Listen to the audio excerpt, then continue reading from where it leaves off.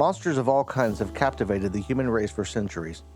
From creatures that stalk the shadows, hiding behind trees and in dark caves, to great beasts that only the mightiest of men could wrangle, our history is filled with things that go bump in the night. In America, the Pacific Northwest is haunted by the sasquatch. Shapeshifters, known as Wendigo, stalk the forests of Minnesota, and terrifying dinosaur-like birds fill the skies of the Northeast. But legendary beasts aren't only on the land. Ever since the first sailors took to the open sea, tales of the creatures that lurked below the waves have filled volumes of novels. From mermaids luring ships to their end, to giant squids pulling helpless vessels into the murky depths, the stories served as both entertainment and cautionary tales. Over time, the legends grew to include other bodies of water. From Loch Ness in Scotland to the shores of Lake Erie in Ohio, tales of mysterious creatures surfaced all around the world. Some of them, like Champy, the monster that calls Lake Champlain in New York State home, would become mascots for tourism, while others would fade into obscurity.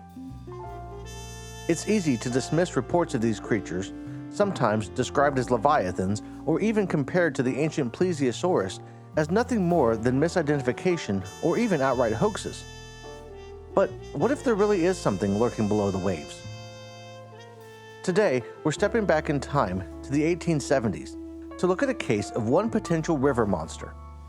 Sightings of the beast would garner attention nationwide, but its fame would die as quickly as it rose.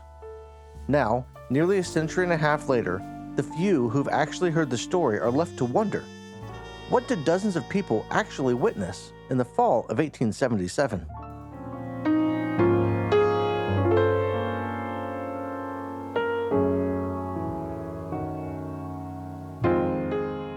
It was a warm day in August. The sun was coming up over the horizon, and Thomas Egan was just starting his day on the government dike along the Mississippi River near St. Louis, Missouri.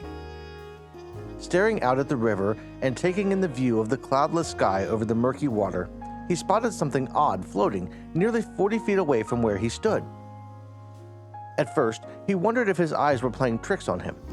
It appeared that something was rolling around in the water, but it was much too big to be any animal he was familiar with. Before long, he'd grabbed the attention of several of his co-workers, and the group of men was standing on the shore watching what they could only describe as a monster splashing in the river. The head of the creature, described as dog-like, was moving about at the end of what seemed to be a 10-foot neck. Instead of a snout, however, the thing had a beak that resembled something that might have been better placed on the head of a pelican. As it rolled around in the water, the men could see fins and what looked like scales covering its body. The top side of the creature was reportedly black, and its underside was dark blue. Moss or hair was hanging off of its head, and every so often it could be seen shooting water from its beak-like mouth. The beast had at least 4 legs, but several of the men claimed to have seen as many as 6, with one pair being longer than the others and seemingly being used to help it move in the water.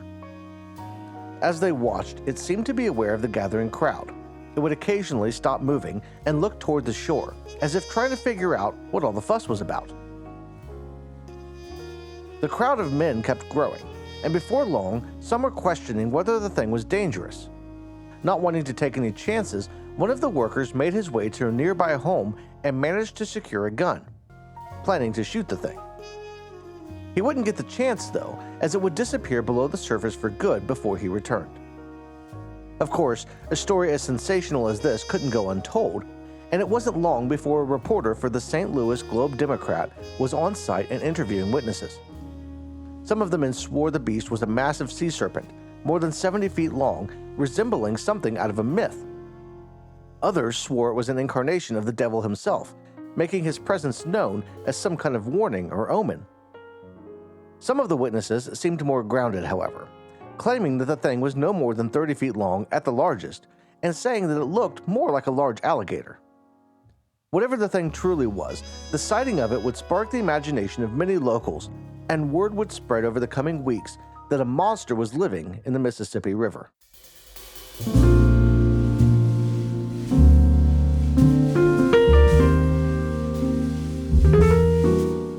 Over the the next few weeks, the story of a river monster would begin to die down. Even those who had witnessed the event started to question what they'd seen, and it looked like the story would fade away as many others had before it. Nearly 50 miles to the south, word of the creature was weaving through communities all along the river, and even the skeptical found themselves on the lookout for strange movement along the surface of the water. It would be a farmer named Jacob Erst that would report the next sighting.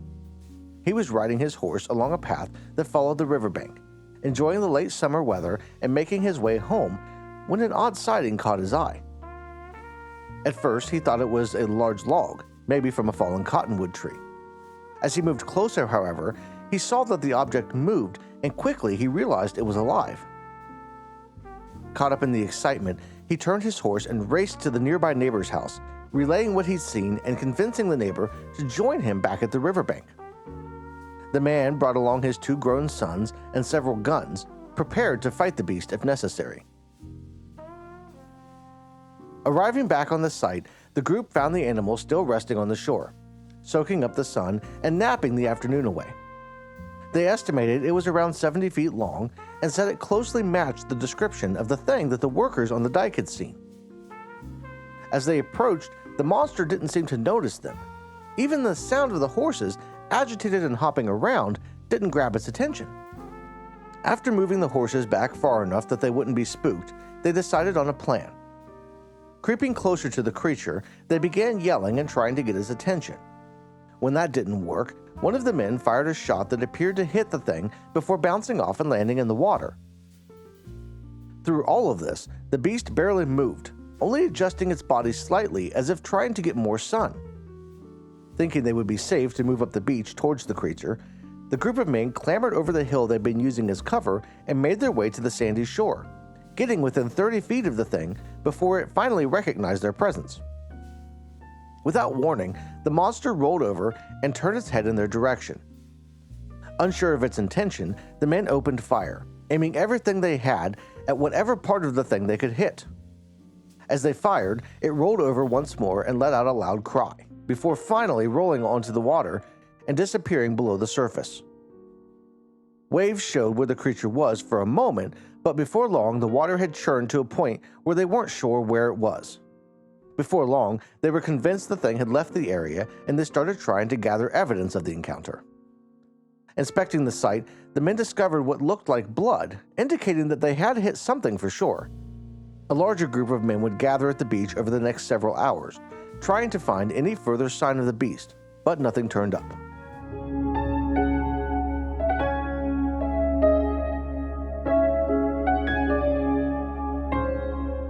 In the coming days, the creature would be seen at various points moving south along the Mississippi River. Stories of cattle and horses being eaten, grabbed from the bank as they quenched their thirst, would precede any sightings, and farmers were warned to keep a close eye on their livestock. Even as it seemed to be eating animals along the way, the monster hadn't been anything more than a nuisance to those who had witnessed it. People were, of course, scared, but the fact that it had run away anytime a crowd gathered, or men shot at it, seemed to be pointing to something that didn't pose an immediate danger to the curious onlookers. Then, it started attacking boats. The first reported attack was in late September. A ferry boat, crossing from the western shore of the river to the east near the small town of New Madrid, Missouri, found itself nearly capsized as something in the water hit it. One man was thrown into the river as the boat shook, and the horses on board were barely able to stay on their feet as the vessel raised above the water before crashing back down. As they looked on, the passengers spotted the head of the beast moving away from them, and they reported it stopped to spray water from its beak-like mouth before disappearing below the surface once more. The ferryman, though shaken, was able to get the boat safely to shore after rescuing the man in the water, and a search party was organized to look for the beast. Though the residents of New Madrid would spend considerable time looking, they wouldn't find anything on their shores because it was making its way down the river. It wouldn't be long before another attack would make headlines just north of Memphis, Tennessee. Captain John Carraway, a towboat captain for the Brown Barge and Transportation Company, was towing a line of coal barges up the river when a loud noise caught his attention. It sounded to him like a puffing noise that might have been made by a problem with the engine, but a lack of smoke from his own boat and no sign of any others in the area made that possibility extremely unlikely. As the minutes ticked on, he kept a sharp lookout for the source of the sound. He was coming around a bend when he would finally figure it out. At first, he thought the thing he was looking at was an uprooted tree, but its serpent-like body, dog-like head, and pelican-like beak would tell the captain he was dealing with something much worse. It was splashing in the water, squirting streams of liquid from its beak and causing massive waves with its tail. As Captain Carraway took in the sight, the creature disappeared below the water. He was hoping that would be the end of it, but a bulge on the surface of the river revealed the thing wasn't going away, but rather moving for the barge. The crew only had a few short moments to react before the creature slammed into one of the coal barges, knocking the full vessel into the air. Coal spilled out, falling into the river below, and the connection between the barge and the towboat were snapped. One of the barge hands was tossed from the ship, landing in the water as the beast moved away. But the attack wasn't over.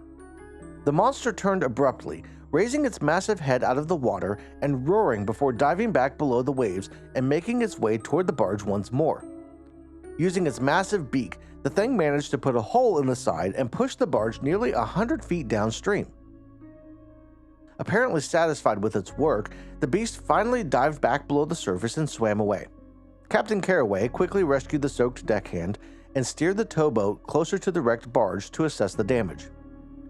He would find the vessel sinking, its back half sticking out of the water as it struggled to stay afloat. Rips and tears in the gunwale, the top edge of the sides of the boat, were numerous, and it was clear the barge was beyond salvaging. Among the wreckage, one of the deckhands spotted something strange. It looked almost like a large splinter of wood sticking out of the side of the boat, and a closer inspection would reveal the object to be a part of the monster's bill. When it was finally freed from the side of the boat, they were able to measure the piece to be about 4 feet long and compared it to ivory rather than bone. Reports of other sightings along the river would spring up, with one person supposedly drowning after being thrown in the river when the beast attacked another boat. Panic was beginning to spread, but the story was about to take a wild turn.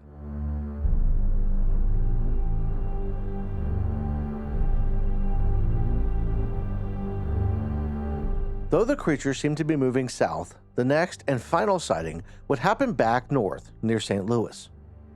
A man named Jabez Smith owned a small farm not far from an area known as Cahokia.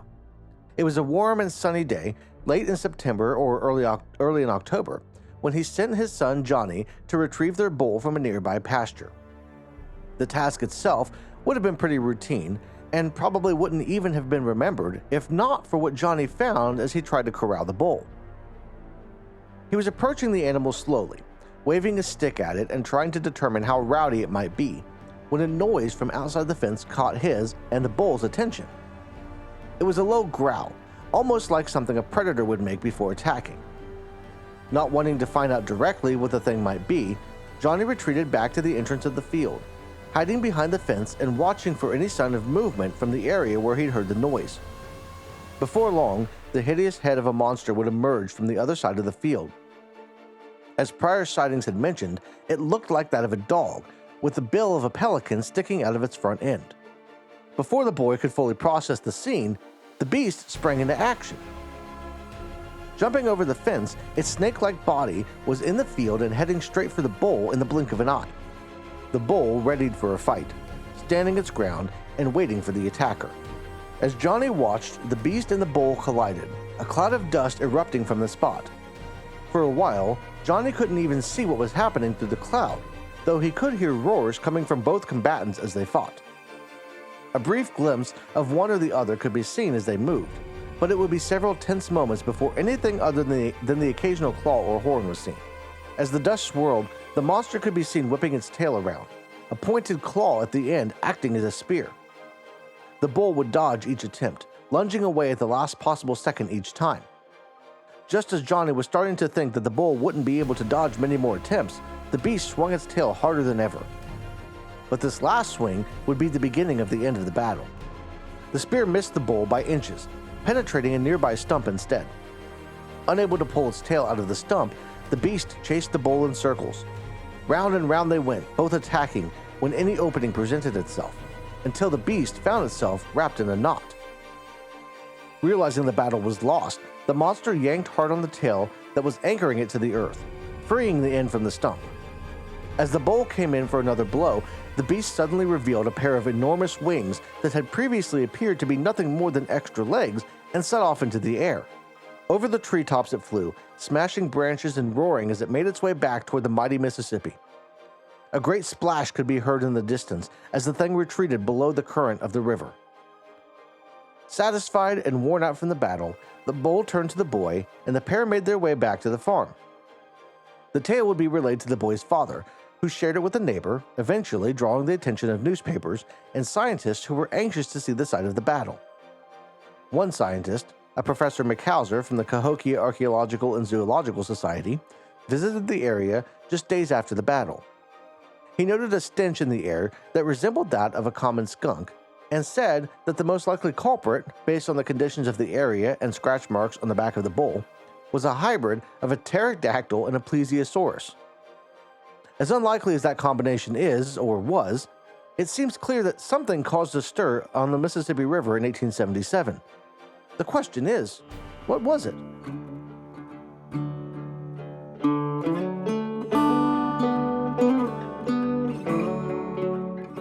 Monsters of the deep have plagued mankind since the first vessel set off across the watery expanse. Most of the time, we can only see a few feet below the surface, and as far as we know, anything could be down there. Sometimes, those beasts turn out to be real. The giant squid and the whale shark are just a couple of examples of animals that were once thought to be nothing more than legends, with the former only being photographed for the first time in 2004. And new species are discovered every year as technology improves. There's no way to know for sure what caused all of the trouble along the Mississippi River nearly 150 years ago. It's possible the story was nothing more than a tale, spun by some bored workers on the dike where the thing was first spotted, that got out of hand. But what if it was something real? What if there is some kind of animal that lives in the depths of the Gulf of Mexico that made its way up the Mississippi River in search of food or something else? I don't think that possibility can be ruled out. There's always a chance that we could discover something someday that closely matches the description of some of the sightings. Maybe there was some combination of overactive imagination, outright fabrication, and true sightings that came together to cause a panic in the fall of 1877. I'm going to be digging in more on this story in an upcoming episode of my podcast, The Long Way Home. I'd like to dive more into these Legends and Tales videos over there, reading from newspapers, and even expanding on the scope of the stories that I share here through ties with other historical and even legendary events. Just like these Legends and Tales videos, The Long Way Home can be found here on this channel, but it can also be found on Apple Podcasts, Spotify, Amazon Music, or wherever you like to listen to your podcasts. The best way to catch both is to subscribe here on YouTube. I've got more stories like this coming up in the next few months. If you enjoyed this video, make sure you hit the like button down below, leave me a comment to let me know what you thought, and share it. If you're interested in supporting the channel in other ways, I've got a Patreon where you can get cool things like early access to videos and even have your name show up as a producer in future episodes. I want to thank you all for watching, and I'll see you in the next Legends and Tales.